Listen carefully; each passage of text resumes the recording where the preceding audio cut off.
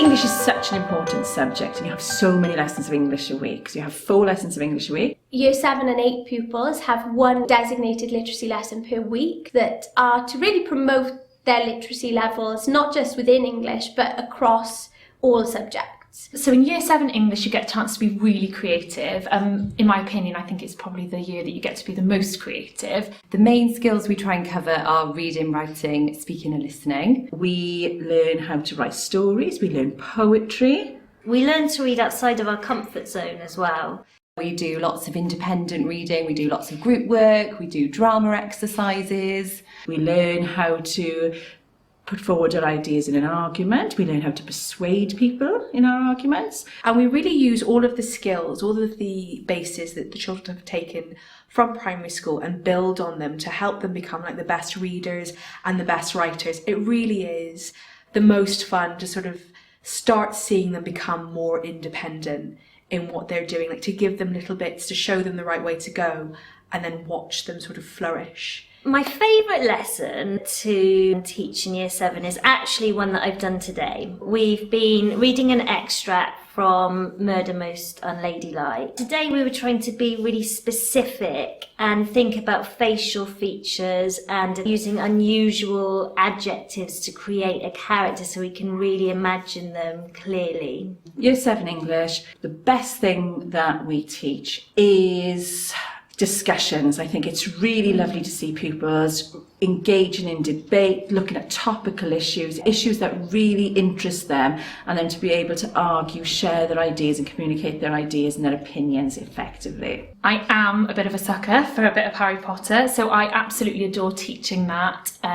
I love kind of looking into the characterisation of some of the darker characters, perhaps Snape. I do generally love teaching Year 7 because they're young, they're enthusiastic, and they bring a lot to the lessons. But I think my favourite thing to teach them is a book by Robert Swindells called Abomination.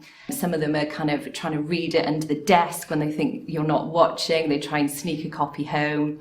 And the secret is even darker and more twisted than lots of their predictions. There's too many things that I love about teaching in Year 7. I love doing the ridiculous things, and I do those all the way up school, 7, 8, 9, etc. Because the more ridiculous an activity, the more silly, the more fun that pupils have doing it, the more they're going to remember those skills that we need to install now for their future success.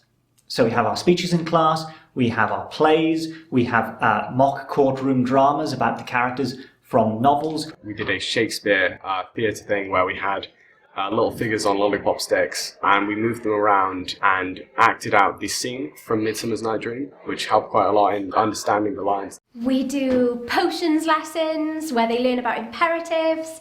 I was recorded in a literacy advertisement in Year 7. It was about how to use semicolons properly. Now my sentences are secure, thanks semicolon! It was slightly embarrassing, but I now know how to use semicolons correctly. We have Jurassic Park lessons where they have to try and crack into a computer to be able to stop the dinosaurs from running wild or escaping.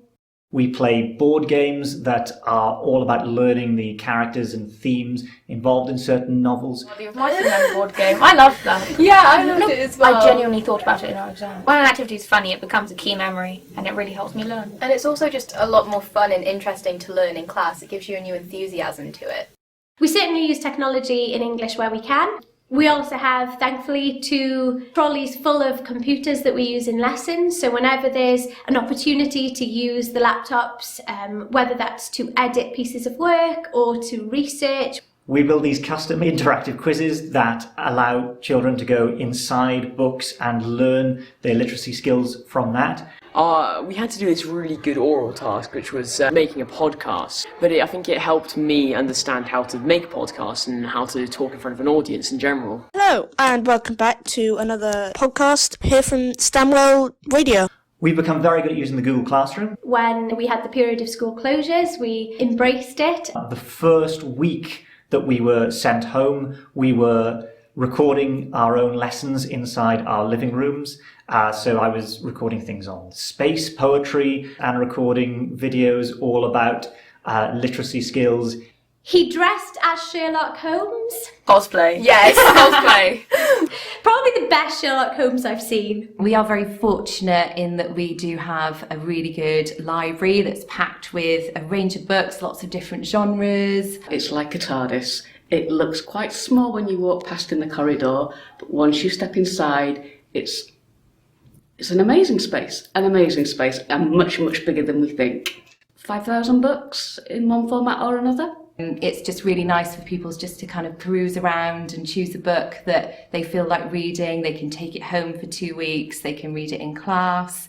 And some pupils are kind of like hugging their books as they travel around the school, so that's always a nice thing to see. Harry Potter is always popular, Alex Rider's always popular, Skullduggery Pleasance, Mortal Engines, and Mallory Blackman's Noughts and Crosses. Miss Lewis is fantastic. If there's ever a book that we don't have in stock, she will actually go ahead and order it for you. In the library, we're all about accessibility. We've got things like graphic novels for pupils to try and understand our core text. It's not just about reading books, it's about encouraging children to read articles, newspapers, magazines. We have audiobooks on our audiobook hub. And then we have each year a reading challenge, and that again engages with the children who might not necessarily think to pick up a book, but then their friends do, so they get involved with it, and we try to make it a fun challenge. And we take them on a lovely reward trip to celebrate, the achievement of managing to really successfully read a range of different texts throughout the year. Extracurricular activities in English involve Creative Writing Club that's run by the lovely Mrs. Fulton and Miss Smith. And we enter things like 500 words, young writers competitions, we have space for poetry. Children have the best ideas. And very often, when they've kind of found what they like to write as well as what they like to read, they realise that they've got immense potential and talent, and they've got real enthusiasm for it. Open Day, which pupils help with. We've done Treasure Island in a classroom before, Jurassic Park, Roald Dahl's novels, Harry Potter. We have visits from authors. We've had Chris Riddell in recent years, Angie Sage. We also have trips to the theatre. We've been to see it in the last few years in Inspector Calls. We've been on Shakespeare trips. Of Mice and Men in the past has been at the New Theatre, so we'll always try to arrange a trip to see those. Each year we take Year 7 to the Harry Potter Warner Brothers Studios. The journey is interesting on the bus. Okay, we've got a nice 4-hour sing-song usually, but when we get there, it's just superb. They can see how films are created, from the costumes to makeup and then to props. It gives them the opportunity really to see how a novel can be reproduced by a director, a physical manifestation, I guess, of a director's kind of imagination. Each year we have Stanwell Reading Week, which is a big festival of reading, and each of the year groups gets to do a different activity. We try to promote and engage children with literature through a range of activities. Year 7, we do a treasure hunt around the school. Year 8 played Quidditch matches in each of their lessons. We played a Quidditch match. A lot of it was figuring out how we could play Quidditch without actually flying, but that was quite fun, trying to watch everyone be as realistic as they could with their rooms. Year 9 have escape rooms that they do. We bring in guest lecturers to lecture on books for our sixth formers. We also have things like Alice in Wonderland inspired tea party and croquet.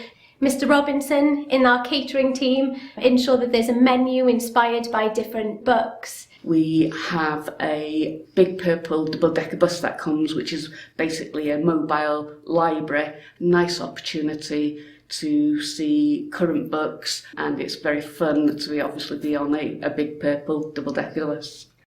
In the sixth form, students have to be so independent. There is a lot of emphasis on trying to engage them and get their own feeling out of it. And it's about creating a place where they can engage to get the most out of the poems, rather than just regurgitating what they've sort of learned from me. And it's much, much deeper than context and criticism that we've done before. That detailed level of analysis is so helpful to students when they go on to further education and their university courses.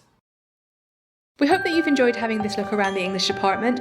Whether you're joining us in Year 7 or Year 12, we cannot wait to see you. To find out more about the English department at Stanwell, please visit our social media pages.